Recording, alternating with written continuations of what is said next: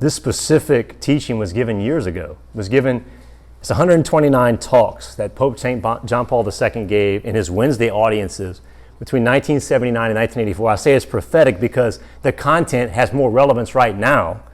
Not that it didn't have relevance then, but it has more relevance right now than it even did then. And your body, as I mentioned earlier, says something about God, it says something about you, it says something about the world, it says something about the church. And it addresses the three deepest desires. You know, in our human nature and our desire, we have passions, right? The two greatest passions we have are to eat and reproduce in our humanity. Those are good things, right? They're ordered towards something good. But in our fallen nature, we have a tendency in our own selfishness, which we define in catechetical terms as our concupiscence, our tendency towards sin, to choose ourselves, to choose selfish things rather than selfless things. And God is saying if you do that, you're going to bring, as he just mentioned, yourself to self-destruction rather than to self-happiness. So once again, it's not a restriction it's not a restriction on your happiness, it's a prescription for it. And everybody wants to know at the end of the day, why am I here? What does it mean to authentically love? Because there's a lot of definitions about that rolling around today. And unfortunately, in the English language, you only have one word for love, and it's used pretty generically. But if you look at the original Greek, which is what the original scriptures were written in, the Greeks had 4 different words for love, and each one of them had a specific meaning.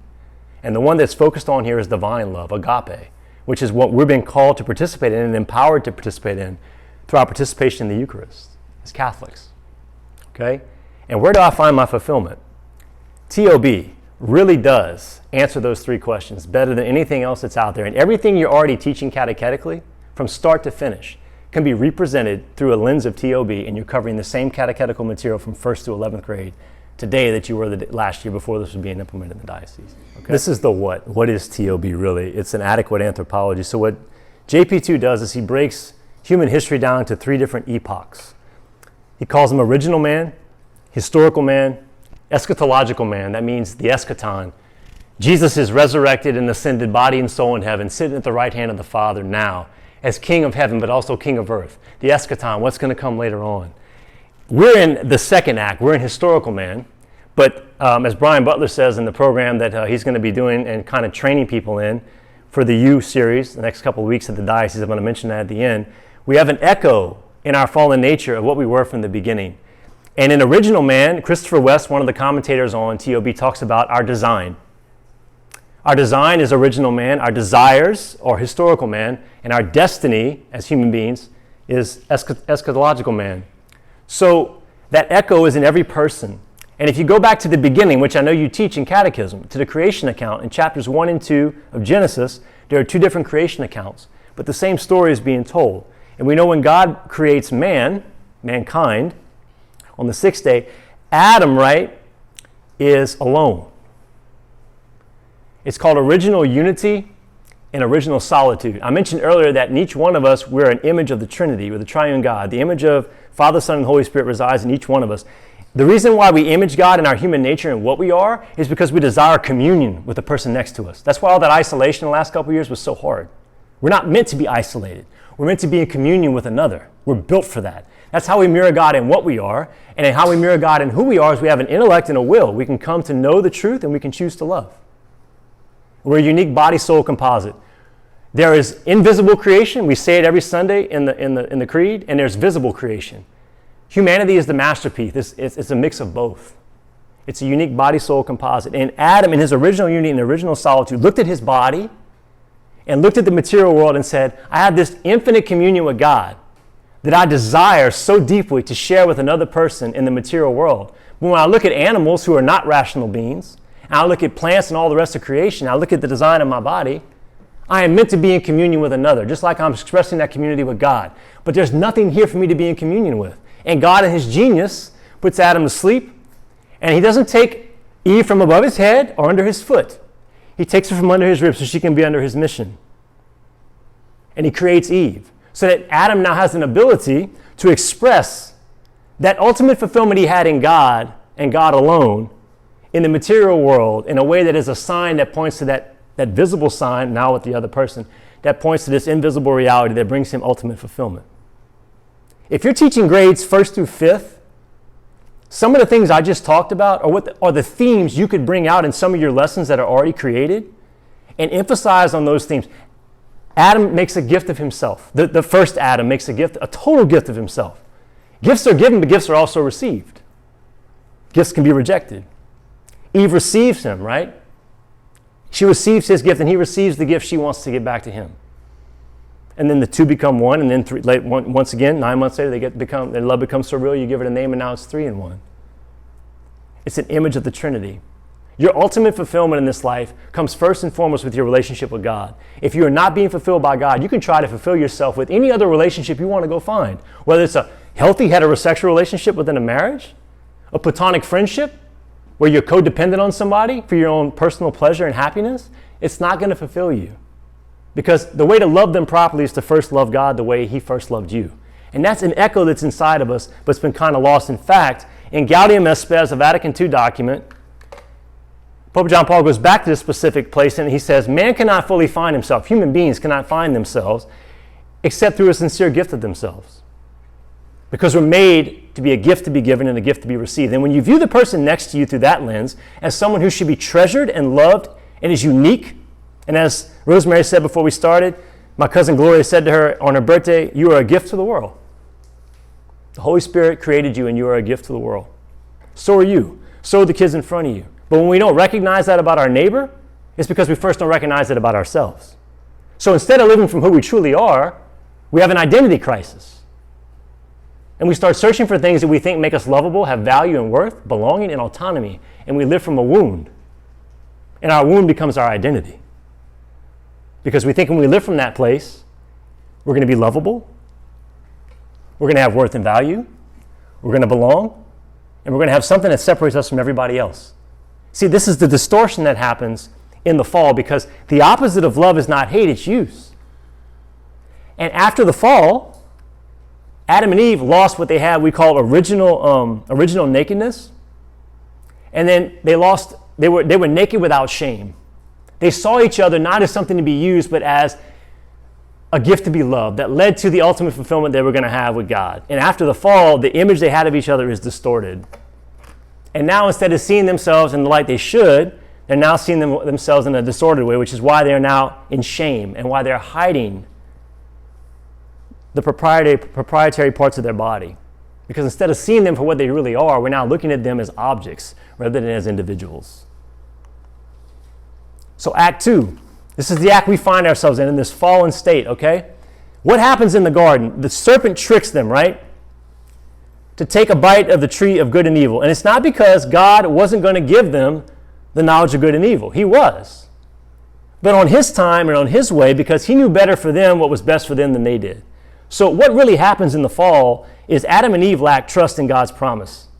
That one day when they're ready to receive this gift of good and evil, when they're ready to receive it, when he knows they're ready to receive it like a good father, he's going to give it to them. Instead, he reaches out and we take it, we grab it, we make it our own. We take something that belongs to God and we make it our own. And then we have shame because we don't see each other the way that we're supposed to see each other. And instead of a person being an in and of themselves, naturally seeing them that way, now in our disordered view, and especially in this culture that is over-sexualized, we objectify people. We don't see the whole body-soul composite. We see them as parts of their body instead of who they are, which is why so many men and women today struggle so prolifically with pornography and why it's a multi-dollar industry. Okay? So this is in Act 2. This is where we are, right? This is our desires, but our desires that should be ordered in a right way are disordered. And we've lost our identity. We're living from that wound. Has anybody seen the movie The Lion King? The original one. Raise your hand. Okay, great. So I usually have a video I'll play right here, but tonight, to keep this in within the time frame, I'm not going to play it, but I want to kind of emphasize what I normally say here. Disney should pay the church because the entire story from The Lion King is the story of salvation history. They stole the story of salvation history and they reproduced it in a video, right? So let's think about it for a second. There's King Mufasa, right? And his son, who's Simba, who's supposed to be the heir to the what? The throne. And when he's born, the baboon, who represents a priestly class, like you were in your baptism, anoints him. Right? And then he's going to be the inheritor of the kingdom, and he says to him, he says, Simba, you can go anywhere in the kingdom but one place. Where do you not go? The elephant what? The elephant graveyard. It's like the tree. You can have everything in the garden, but not that tree. And Simba goes there, right? And when he goes there, he's tricked, right, by this person who wants to usurp the authority of his brother, who's the rightful king, right? Like the serpent in the garden. He tricks him, right? And he falls. And then when he falls and his dad gets trampled, he loses his identity. And then he goes all over the place and associates with all these other animals that are not lions, trying to figure out who he is. He forgot. And then what happens? He meets his future bride, right? And then he encounters Rafiki. And Rafiki brings him to the water and says, you forgot who you are. He goes, you don't know who I am. You're Mufasa's boy. You knew my father? Correction, I know your father. Then he hits him upside the head, right?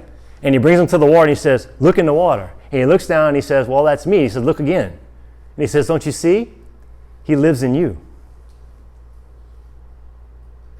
You are the rightful heir to a kingdom. And through Jesus Christ's passion, death, and resurrection, and the merits of that sacrifice on the cross, you, through sanctifying grace, which participates in his divine life, are an heir to the kingdom. And we forget this. And we need somebody like Simba to come along and remind us who we are. That we're made to receive love and give it away. That we have worth and value, right? That we have something that only we can do. And that we belong to God and God alone. And that's where our worth and our value comes from, and that's where our identity comes from. And then we're set free from that.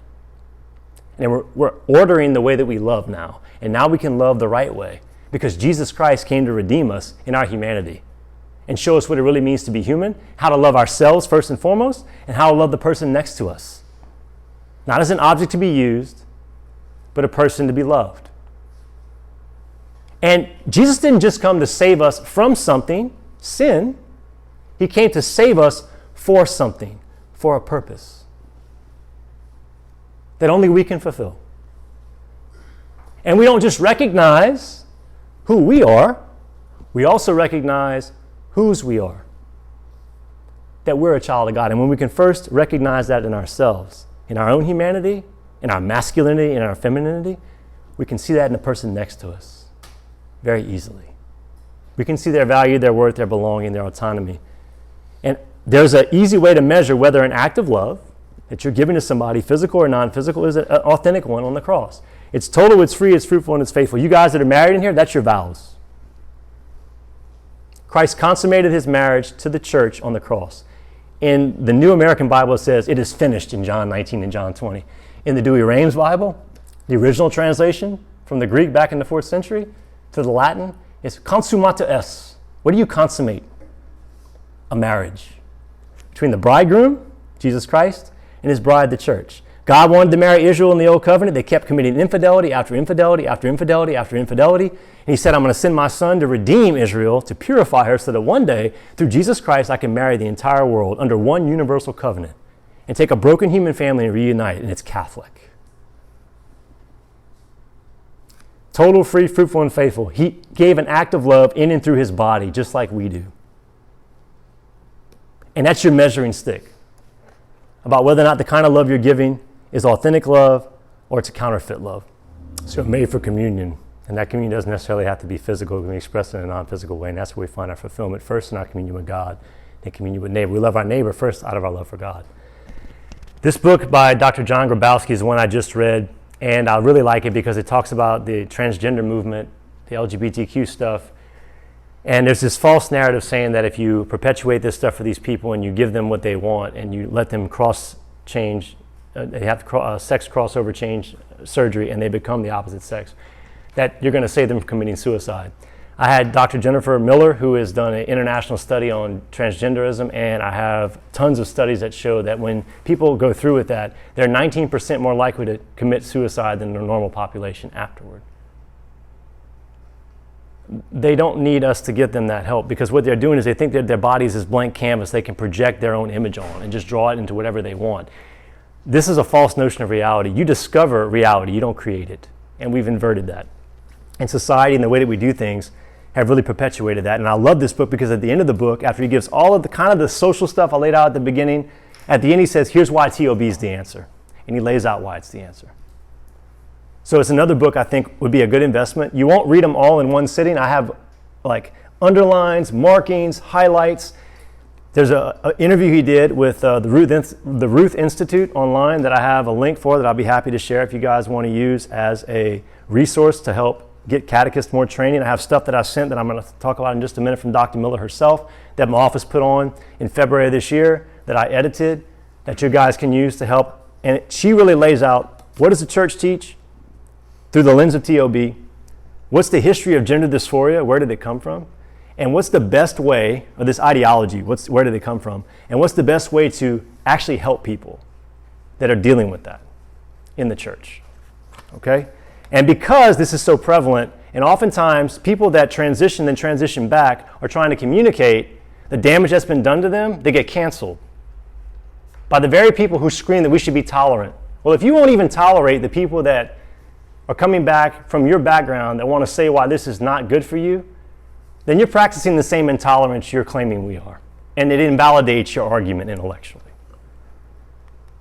I was told that people who have gender dysphoria need to transition. Like, they can't survive without transitioning. And where I made a grave error was thinking that I needed to change my body. To everyone celebrating Transgender Day of Visibility, I want you to know that your president sees you, and we're committed to advancing transgender equality in the classroom, on the playing field, at work, in our military, in our housing and healthcare systems, everywhere, simply everywhere, simply everywhere, simply everywhere, simply everywhere, simply everywhere.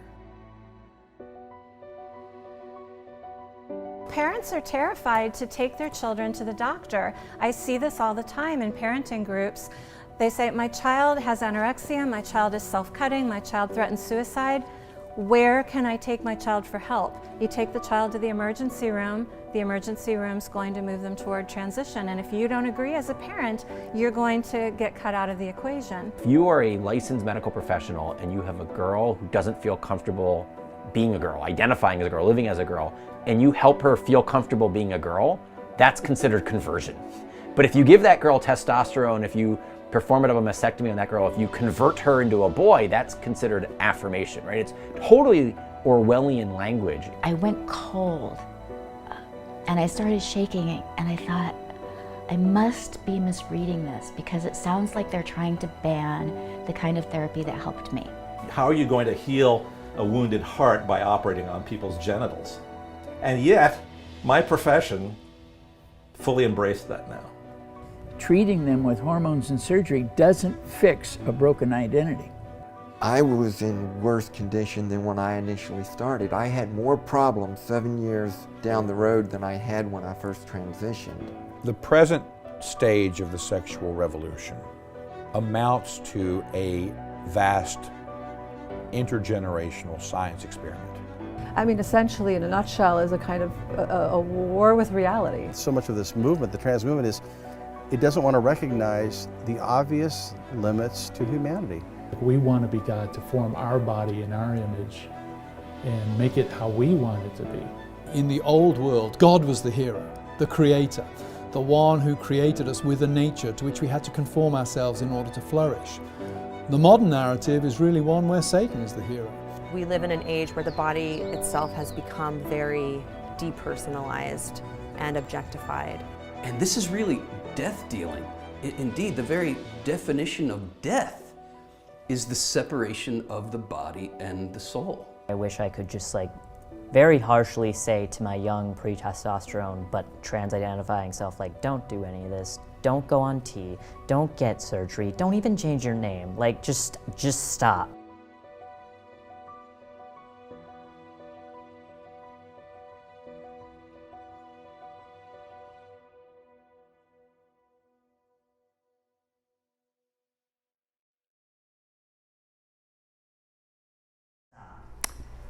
Dr. Miller's talk she had a video of that young lady when she had transitioned and was coming back at the beginning.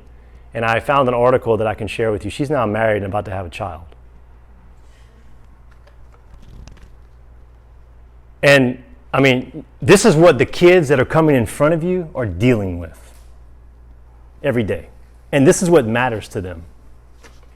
So if you can organically tie in this stuff, which is relevant to them, to the faith, and they can see how it ties into the four major things about the faith: the Trinity, which you talked about already, the Paschal Mystery, which has been alluded to, the Church, which has been alluded to, and the human person, the dignity and integrity of the human person, then they can see that it applies to them too. This is an excerpt from this book that I took out. It says, more than merely the capacity for self-gift, that's a TOB expression, the spousal meaning of the body, that Adam knew in his material makeup he was meant for communion. So did Eve. The body refers to the body's capacity to give and receive love in any state of life. So a state of life means you're either married, you're a consecrated virgin in religious life, or you're celibate. So regardless of what your state of life is, the nature and design of your body shows you the proper expression of authentic love for neighbor. It therefore applies equally to marriage and consecrated virginity or celibacy. It applies as well to the friendship and love lived in a single life, even through the bodies of single people that have not yet been given in a definitive gift to someone else, of self. Thus, the Polish Pope St. John Paul II writes, the nature of the one as well as the other love, marriage and perfect continence, is spousal. That is, expressed through the complete gift of self. The one as well as the other tends to express that spousal meaning of the body, which has been inscribed from the beginning in the personal structure of us in our masculinity and our femininity. And I'll show you from divine revelation how we can see that in the eschaton as I wrap up what TOB is. This is Dr. Jennifer Miller. This is her institute. This is the email I sent out to all the DREs and the priest. I have cut down these videos from her very good seminar that I mentioned earlier that are in bite-sized, consumable amounts. I'm hoping that when you guys get together later on in another meeting, y'all can look at this together, because this will help you address these issues with young people that are bringing this to you in the parish. And we're starting to see it in more and more parishes in the diocese. So what is the eschaton? In Matthew 22, Jesus gets asked a question by the Sadducees who don't believe in the afterlife about a woman that's married to 7 brothers. And in heaven, he asks, well, which one would she be married to? And he says, well, she won't be married in it because they're neither given or being given in marriage. So he's speaking there of the fact that one day at the end of time, we say it every Sunday, I believe in the resurrection of the dead and the life of the world to come at the end of the Nicene Creed. One day, your body will be reunited with your soul for all eternity. And you will stand before God in your masculinity and your femininity with him for all eternity if you die in his friendship and in the beatific vision. And you will not procreate. But you still will be male and what? Female. That means there's something inherently important and dignified about the design of your body, either male or female, in this life and in the what? The next. And that expression of union with God in the eschaton is what we see in marriage, in the conjugal union of a man and a woman, till death do us what? Part. And we see it started already in the celibate life of a priest who stands in persona Christi as the bridegroom, married to you, the bride, the church, and is already beginning the eternal union we're all destined for right now in this life in his celibacy. Or a consecrated virgin, or someone living a single life. That's where your fulfillment is, not in other people. And if you're loving other people and looking for fulfillment in them, you're committing idolatry. Idolatry is taking a lesser good, and people are good, and elevating them above the greatest good, and ordering your life toward that good, instead of ordering toward the greatest good, which is God himself. And we make idols of a lot of things, and we can make idols out of our own spouses if we're not careful. So the body and the body alone is capable of making that which is visible, or that which is invisible, visible, right? The union we have with another, be it physical or spiritual, points to the union we are destined for. That's our destiny, for all eternity with God. And I like this quote from Christopher West. He says, I was absolutely amazed at how this old celibate man in Rome was able to put his finger on the deepest stirrings, longings, and questions of my heart and help me make sense of who I am. What you do doesn't define who you are. And TOB helps you see that. Society says your value comes from what you can produce and consume. And TOB says, no, your value comes from who you are. And when you have a child who is pretty much disregarded by most of society because of his inability to produce and consume, I can tell you for 100% certainty, my son's value does not come from what he does. It comes totally from who he is. Now, if it's a lot to take all at once, I'm aware of that. So what we did is we created a track that's available to all of y'all for a service you've already paid for in the diocese through your parish. It says, this is the Franciscan Catechetical Institute. This is where we train people to get certification for catechesis, or as a DRE or an RCI instructor. And we have different tracks for people working toward different types of certifications to help them better fulfill their role in the parish. So there's one right here that I created in collaboration with them called The Introduction to Anthropology and Terminology. In other words, if you don't have a great vocabulary for TOB, going to the thing on next Wednesday, Thursday, and Friday might be overwhelming. And I don't want to overwhelm you. It's like I said, we want to gradually walk into this. So we created this track, and when you open it up, you're going to see this letter from me. Since the distribution of the new grade level expectations, I mentioned at the beginning, approved by Bishop Deshotel, there's a need to implement TOB formation for catechists who teach 1st through 11th grade in the parish.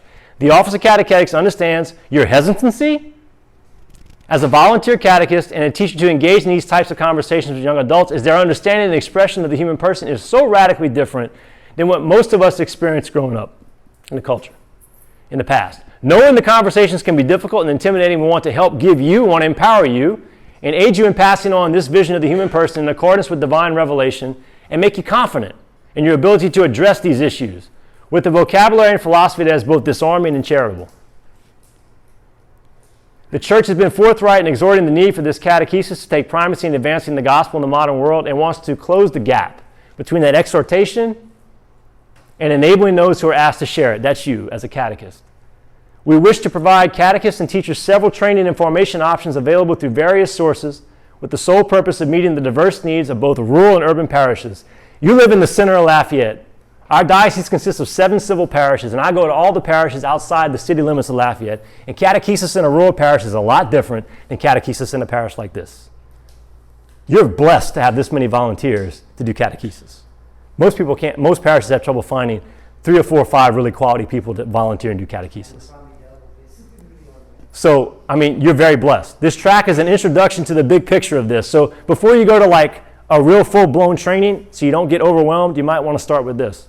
In the track, I mentioned there's a workshop. How do we illustrate that there are just universal truths that we know are true outside of our personal experience? Because that's where objective moral teaching begins. Do you believe in objective truth? That's the question of the age. That's the ultimate. If you don't, then you're a relativist, but then you're going to contradict yourself, right? Because you say, well, what's true for you is true for you, and what's true for me is true for me. Well, you don't believe in absolutes, do you? No, I'm a relativist. Well, you just made an absolute statement. You contradicted yourself. What's the best strategy? How do they learn that best? That's a how do you approach the lesson kind of workshop. What if you teach 6 through 12-year-olds? How do they learn cognitively the best? How do you present that to that age level? What if you do 12 to 18? You pick the one based on the grade level you teach in the parish to do. And you go down there, these are 2 more generic ones on anthropology. The Church has had an anthropology for 2,000 years. Pope John Paul II just built on it in this. The human person and God's loving plan, and teaching your children about God's plan for sexuality. After having taught this for 2 years, I have a 17-year-old son in high school, and it's been such a blessing to have this vocabulary, to be able to have these conversations with him from this perspective, and to see it lived out in our home by his mom and his dad.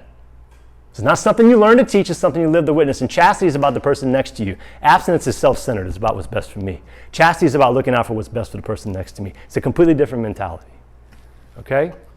And it will arm you to be able to have those conversations with kids in the classroom. This is an event we're putting on next week, starting on Wednesday.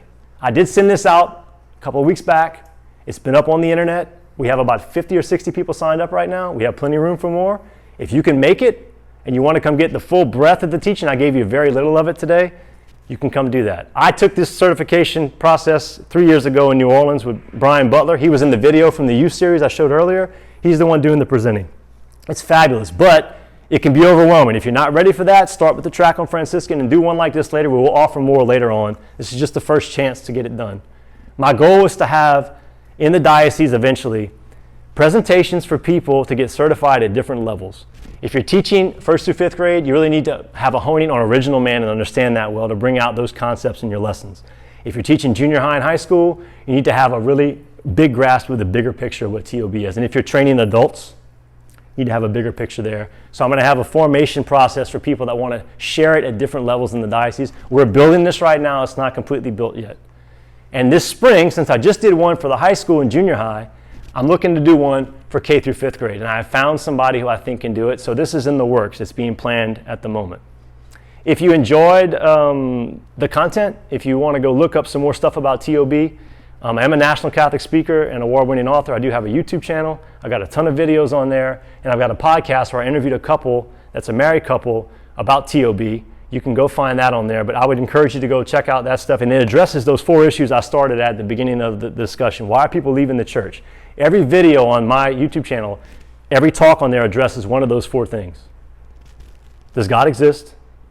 Is faith and science contradictory? Do they complement? Why does an all-loving God allow suffering? And what is the actual truth about the church's teaching on human sexuality? So you have a lot of resources available to you. This is one of the interviews I did with a couple that has a child with special needs like us that implemented TOB in their marriage and how it's transformed their marriage, transformed the way they raise their kids, transformed their community. I have a witness to that in my 3rd book about my son. Okay? And I'll close with this. This is from St. Paul's letter to the Corinthians. Do you not know that your bodies are members of Christ? But whoever is joined to the Lord becomes one spirit with him. Avoid immorality. Every other sin a person commits is outside the body, but the immoral person sins against his own body. Do you not know that your body is a temple of the Holy Spirit within you, whom you have from God, and that you are not your own, for you have been purchased at a price on the cross. Therefore, glorify God in your body. I hope that I've given you some ease about doing this, and I hope it kind of gave you a little clarity about what TOB is and what it isn't. And if you have any more questions, I'll be more than happy to answer. Thank you very much for your time. Appreciate it.